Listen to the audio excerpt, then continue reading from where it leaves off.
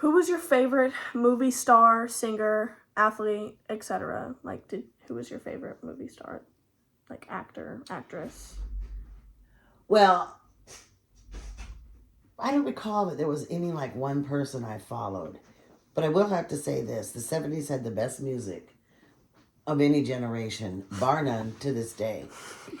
So I will have to say Elton John probably was the one, because I'm telling you, the man had a hit song like every 5 minutes, it felt like. I mean, seriously. And I saw him in an interview, and he did say everything I did in the 70s went to gold. And I mean, so he's the only one that I can really remember that, you really liked. Well, I liked him a lot, but that he was that famous. Yeah. Yeah. What about any, like, movie stars?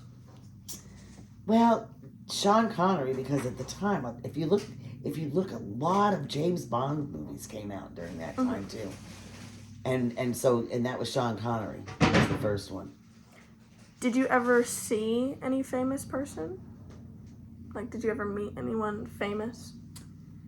Well, and when I was in California, I met somebody famous. Do you remember Urkel? No. Oh, you don't know Steve Urkel? Come on. You need to Google it. Anyway, Okay, it was on a show called Family Matters. And we had a neighbor that her little girl had cystic fibrosis and she had to make a wish. And we went to the Warner Brothers studios. And we got to meet all of the kids that were on that show. Mm-hmm. But no, that's the... Oh, and I think I met the lady that played Lois Lane and back in the old Superman TV show. Mm-hmm. Yeah, we met them, but... Yeah. Okay, moving on to later in your life. How did you and your spouse meet? Which you can talk about this because it was how your marriage came about. I love this story. Well, this just goes to show you never know when you're going to meet the person you're going to spend your life with. I had a car that was that needed a tune-up, and his parents owned a car repair shop in Clinton, Independent. Anyway, and I set up on Tuesday to have my oil changed, and he didn't get to it. And didn't get to it. By Friday, I'm angry. So I go down to the shop after work on Friday, and he still hasn't got to it. So I went in the shop, and I waited for him, and he finished it, and I drove away, and 2 blocks away, the engine overheated. So I went tearing back to the shop, screaming and yelling like a crazy person, just losing it, because, I mean, I'd been without my car, and I was angry to begin with, and he was like, "You want my keys?" And I said yes, and I took the keys to his truck, and we've been together ever since. Oh, that's kind of cute. So we got together in a fight. 25.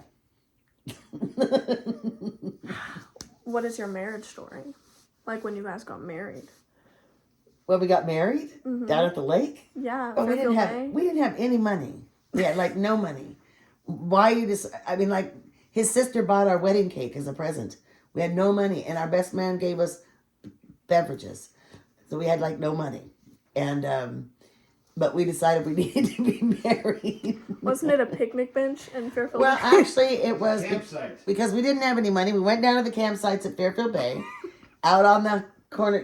There's like a point, and Clovis Bradford, who had just got his Justice of the Peace license, was working in engineering that morning, because the minister that we had set up threw his back out.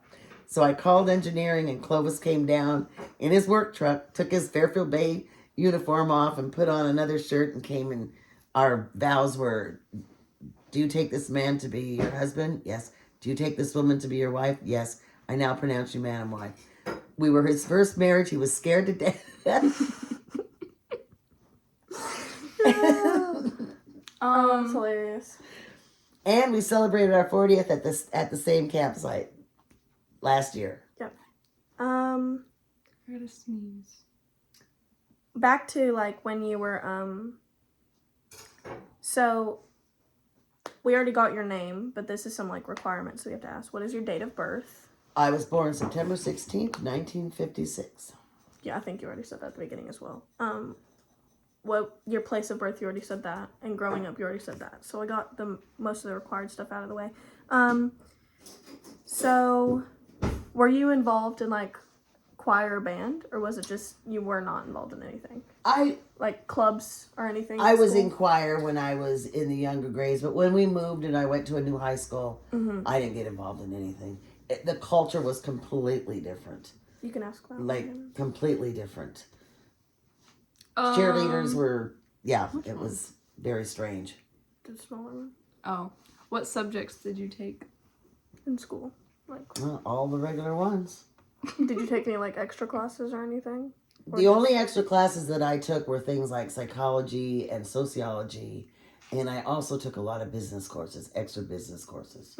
Business machines and typing and that type of thing. Do you remember anything about elementary school? Yeah, I went to several elementary schools. You went to a lot of different schools. I'm trying to think of other questions because I think we've asked most of them. But,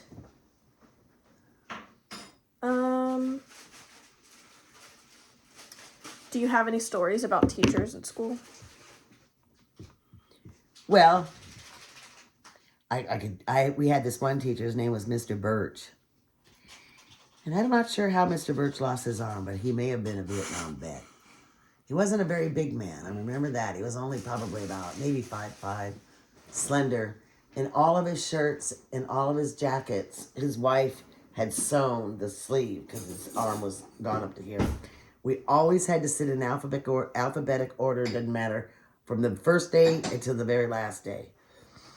I was scared to death of him, but he was our English teacher. I don't think I said 2 words to the man, serious. He would stand out in the hall, and I mean, for somebody that was so little, the man was powerful. Powerful. It's the only way I can say.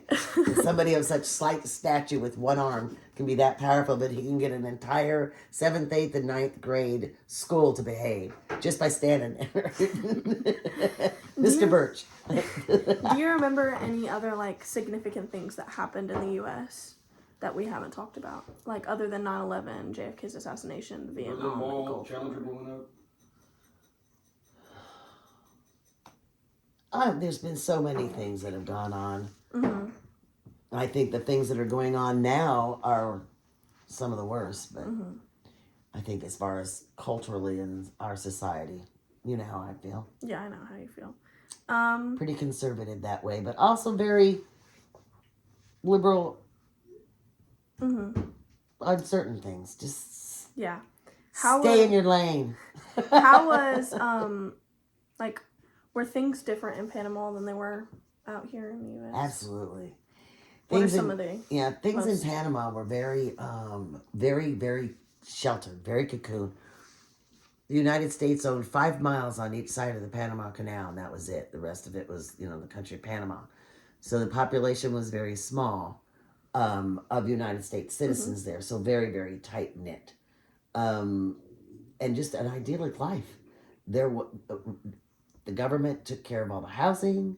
The yards were absolutely spotless. It was like growing up in paradise. I figure I've always wanted to go to Panama.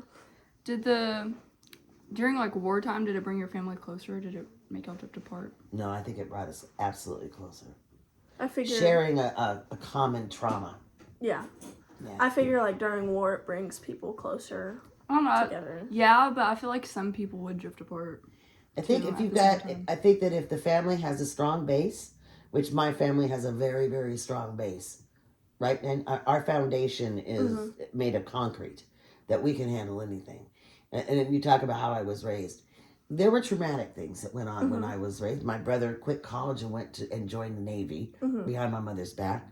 My uncle's daughter got pregnant out of wedlock, and you didn't do that in the 60s. Well, you did, but you had to hide it. Their other daughter got thrown out of being a nun. There were some traumatic things, but I was raised by people that didn't turn trauma into drama. And they handled it with love and respect. And I think that's what gives a family a good foundation. Yeah. You have to remember that we're each individuals. That's a hard thing when you've got, well, we're a family. Well, yeah, but we're all different. Yeah. Like a lot of difference. Yeah. Do you have anything else you would like to talk about before we end everything? Anything you want to say to the class? I've said this a million times, our rights, Yeah, I'm not. You know what? We're not good at that. Okay. Danielle can tell you on the side what I think. Thank you for letting us interview you. Well, thank you for coming down. We will be presenting this to the class. We have to let you know. But we let you know at the beginning. So So if you see me on the street, be nice. pretty much. Okay.